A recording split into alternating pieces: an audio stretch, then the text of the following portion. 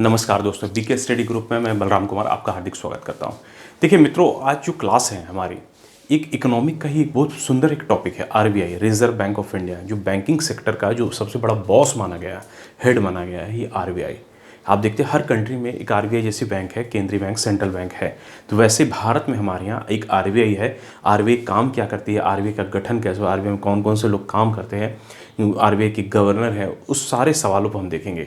RBI का headquarter कहाँ है, आरबीआई की संरचना कैसी है, आरबीआई का गठन है, आरबीआई का राष्ट्रीयकरण है ना, कौन से गवर्नर का पहले गवर्नर है, कौन से आपको जो आपको देसी गवर्नर यानी कि भारतीय गवर्नर है, कौन से गवर्नर कार्यकाल सबसे बड़ा है, कार्यकाल सबसे छोटा है ना। फिर आरबीआई का फाइनेंशियल ईयर क्या है, आरबीआई का लोगो क्या है, ठीक है, गवर्नरों का कार्यकाल कितने वर्षों का होता है, ये सब पे हम लोग यहाँ पे चर्चा करेंगे। ठीक है, तो सबसे पहले देखिए हम लोगों ने लिखा है ऊपर में आरबीआई, रिजर्व बैंक ऑफ। सबसे पहले देखिए इसका पूरा नाम, फुल फॉर्म समझिए। कभी कभी एग्जामों, वनडे के एग्जामों में पूछी जाती है कि आरबीआई का पूरा नाम क्या है, तो reserve Bank of India. Reserve का मतलब आरक्षित है, बैंक ऑफ इंडिया है ना, ये काफ़ी सारी चीज़ों को ऑब्जर्व कर, रिजर्व करके रखती है। तो एक तो देखिए सबसे पहले इंट्रोडक्शन हम लोग देख ले। यहाँ पे हम लोग देखा रिजर्व बैंक ऑफ इंडिया। तो सबसे पहले परिचय ये में है क्या कि आरबीआई है क्या। तो ध्यान है कि आरबीआई एक केंद्रीय बैंक है, सेंट्रल बैंक है। सेंट्रल बैंक एक ही होती है पूरे देश में, है ना।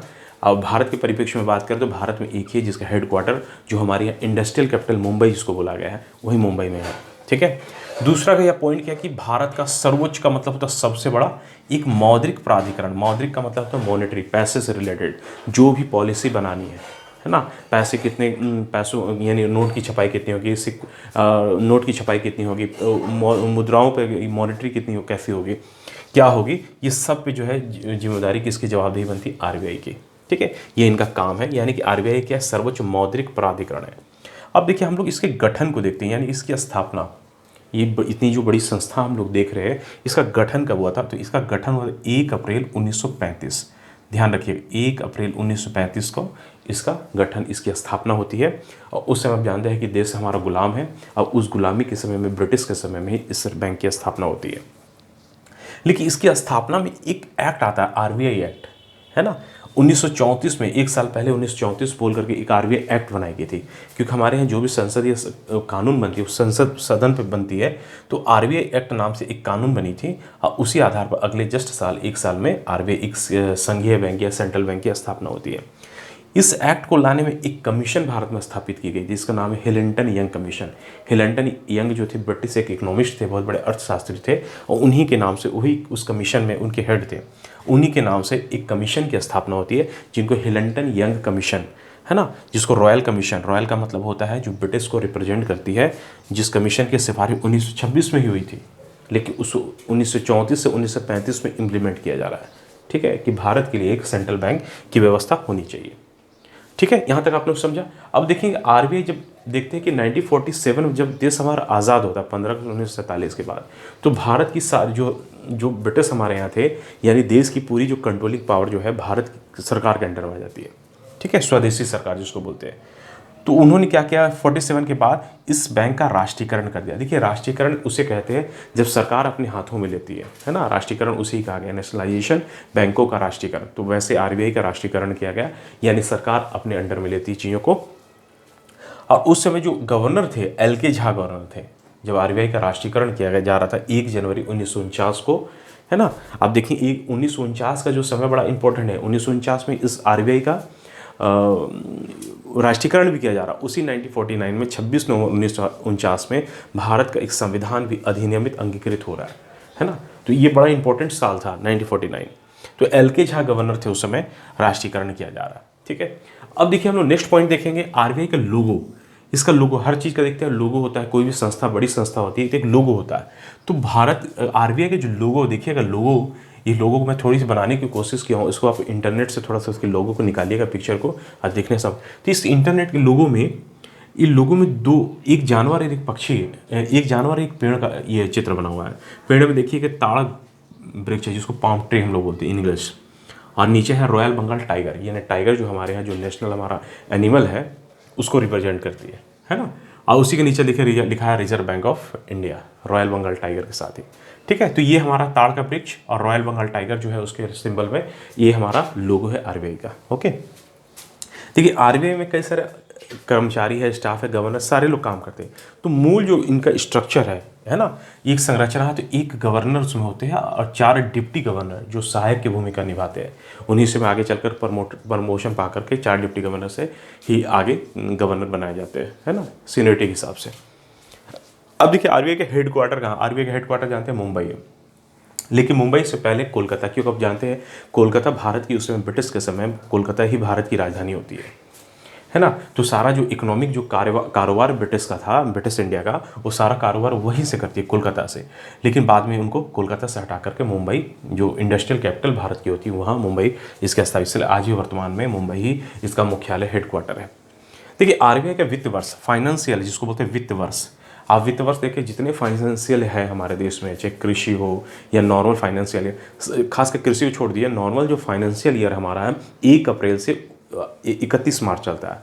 लेकिन आरबीआई के हिसाब से ऐसा नहीं। आरबीआई में क्या करती है, इनका जो सेशन है 1 जुलाई से 30 जून, यानी 1 जुलाई टू 30 जून इनका एक फाइनेंशियल ईयर, एक वित्तीय वर्ष चलता है साल में। ठीक है, 1 जुलाई यानी ये मौजूद वर्ष में, वर्तमान वर्ष, और नेक्स्ट जो है 30 जून जो आएगा उसमें उनके बीच में ये चलता है। देखिए हेडक्वार्टर मुंबई तो है ही, मुंबई के बाद ही भारत में 4 इनके जो है जोनल ट्रेनिंग सेंटर बनाए गए, जैसे कि मुंबई तो एक है ही, दूसरा है दिल्ली जो भारत की राजधानी, कोलकाता, और एक है चेन्नई, है ना। फिर बाद में कई सारे रीजनल ऑफिस भी बने, पटना में है, लखनऊ में है, कोलकाता में, कई सारे रीजनल ऑफिस भी इसके। तो ये 4 जगहों से ये क्या करती है अपना, ये zonal office training centre RBI बनाई है। अब देखिए इतना समझने के बाद हम लोग देखते हैं कि आरबीआई की काम क्या करती है, उसका मेन काम क्या है, प्रमुख कार्य। कई सारे वो विकास के काम करती है, लोगों को अवेयर करती है पैसों से रिलेटेड, बैंकिंग से रिलेटेड, और कई सारे सरकार के साथ वो अपनी एक सहयोगी भूमिका भी निभाती है खासकर इकोनॉमिकल के लिए।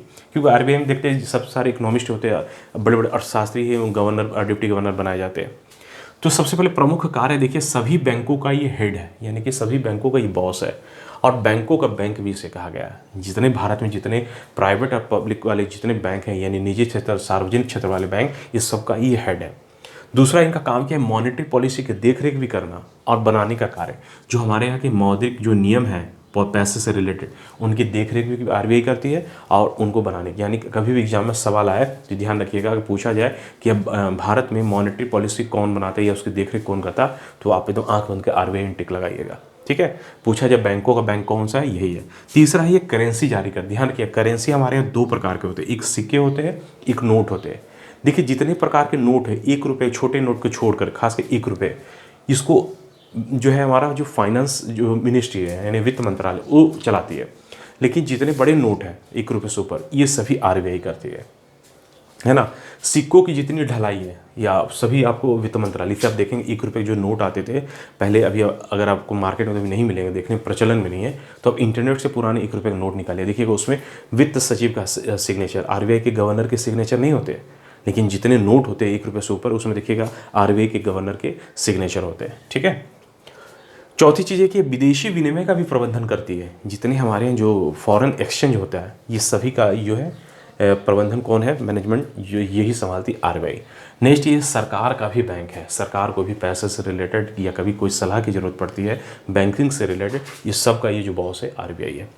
नेक्स्ट है ये जो ओवरऑल इकोनॉमिक ग्रोथ है भारत का, इकोनॉमिक से रिलेटेड, इस सब को हैंडल आरबीआई करती है।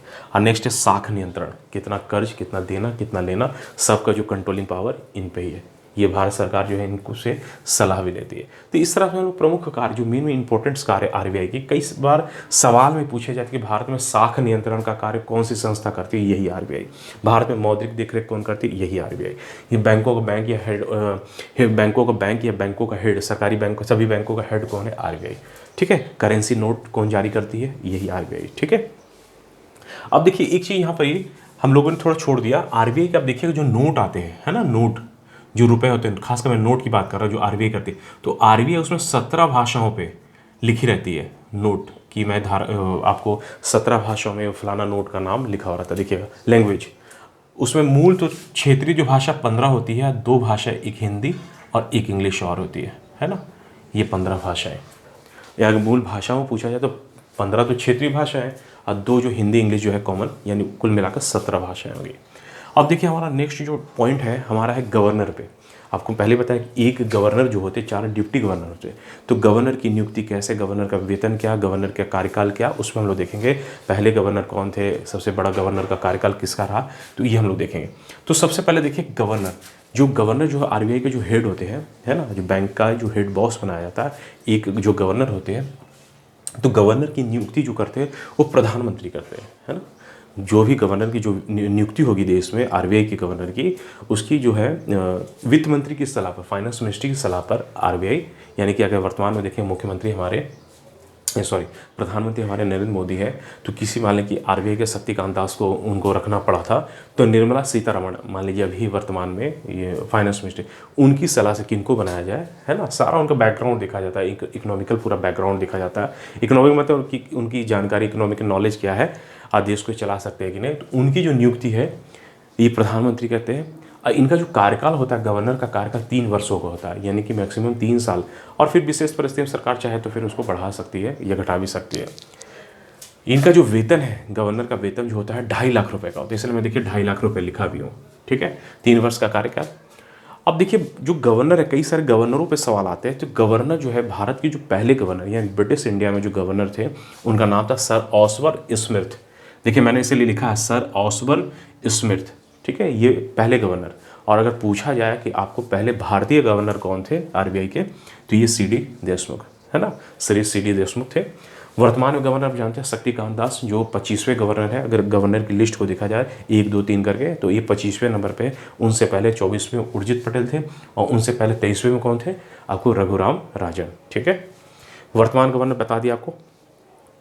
अच्छा, फिर पूछा जाता है ऐसे कौन से गवर्नर हैं। देखिए नेक्स्ट पॉइंट पूछा जा रहा है कि ऐसे कौन से गवर्नर हैं जो आगे चल कर प्रधानमंत्री बनते हैं। तो ये डॉक्टर मनमोहन सिंह का नाम, कि डॉक्टर मनमोहन सिंह प्रधानमंत्री बनने से पहले आपको आप देखेंगे ये गवर्नर भी थे। लगभग 91 में 1991 जब पीवी नरसिम्हा राव की सरकार थी, जब देश में इकोनॉमिक रिफॉर्म हो रहा था, आर्थिक उस समय आरबीआई के गवर्नर डॉक्टर मनमोहन सिंह थे। फिर बाद में ये प्रधानमंत्री भी बनाए गए ना। उसके बाद देखिए सबसे लंबा कार्यकाल जो रहा, यानी सबसे जो लॉन्ग पीरियड रहा है किस गवर्नर का, तो सर बेनेगल रामाराव 7 वर्षों का। और यही पूछा जाए कि सबसे छोटा कार्यकाल किनका रहा, तो ये सबसे छोटा कार्यकाल अमिताभ घोष, जो वो भी बड़े इकोनॉमिस्ट थे, तो 20 दिन का एक टेम्पोररी कार्यकाल उनका रखा गया था। फिर पूछा जाए कि आपकी पहली महिला डिप्टी डायरेक्टर कौन रही है आरबीआई की, पहली महिला डिप्टी डायरेक्टर, तो केजे उधेशी, ये नाम है इनका, केजे उधेशी। तो इस तरह हमने देखा आज की क्लास पे आरबीआई से विभिन्न सवाल, जो सवाल हमेशा यहाँ से सवाल पूछे जाते हैं कि आरबीआई की स्थापना या गठन कब हुआ, तो 1 अप्रैल 1935। आरबीआई का राष्ट्रीयकरण कब किया, 1 जनवरी 1949, ठीक है। आरबीआई का हेडक्वार्टर कहाँ है, ये मुंबई। आरबीआई का लोगो क्या है, लोगो बारे में बताया, रॉयल बंगाल टाइगर और पाम ट्री। आरबीआई की जो स्थापना हुई थी किस कमीशन के आधार पर हुई थी, तो आरबीआई के मैंने बताया कि आरबीआई की जो स्थापना हुई थी रॉयल कमीशन या हिलंटन यंग कमीशन, ठीक है, जो 1934 में आरबीआई एक्ट लाया गया था, ठीक है। उसके बाद आरबीआई का वित्त वर्ष क्या है, देखिए इसमें सवाल आते हैं। वित्त वर्ष फाइनेंशियल ईयर 1 जुलाई से 30 जून। तो इस तरह हमने देखा आज की क्लास में विभिन्न आरबीआई जो बैंकों से जो सवाल आते हैं। आरबीआई किस तरह का बैंक है, यानी कि एक सेंट्रल बैंक है, सेंट्रलाइज्ड बैंक है, केंद्रीय बैंक है, भारत का सबसे बड़ा बैंक माना गया है। और एक और चीज़, ये लोगों के डायरेक्ट पैसे जमा नहीं लेती, ध्यान रखिएगा। ये जैसे हम लोग बैंक में जाकर पैसे जमा करते हैं निकालते हैं, ये हम लोगों से नहीं लिए, डायरेक्ट पैसे नहीं, ये बैंकों का बैंक है। बैंक इनके साथ लेन देन करती है, आम आदमी की इनकी आरबीआई के पास पहुंच नहीं होती है। और आरबीआई में जैसे कोई भी शिकायत होती है तो आरबीआई बैंकिंग लोकपाल एक पॉलिसी चल रही है, एक चल रहा है सिस्टम बैंकिंग लोकपाल। देखिए आपको बैंकों से कोई शिकायत है तो बैंकिंग लोकपाल एक कॉलम जो आरबीआई की साइट पर आप जाइएगा, तो बैंकिंग लोकपाल, आप अपनी जो भी बैंक, किसी भी बैंक से प्रॉब्लम है, आप इस पर अपनी कंप्लेंट दर्ज कीजिए, आपका वो सॉल्यूशन करेंगे, ठीक है। तो बैंकिंग लोकपाल ध्यान रखिएगा। तो इस तरह आज की क्लास में हमने देखा, आज के टॉपिक को देखा, समझा, विभिन्न सवालों से भी हम लोग देखे, उसको टकराए। तो नेक्स्ट क्लास में हम लोग मिलते हैं फिर। थैंक यू, धन्यवाद।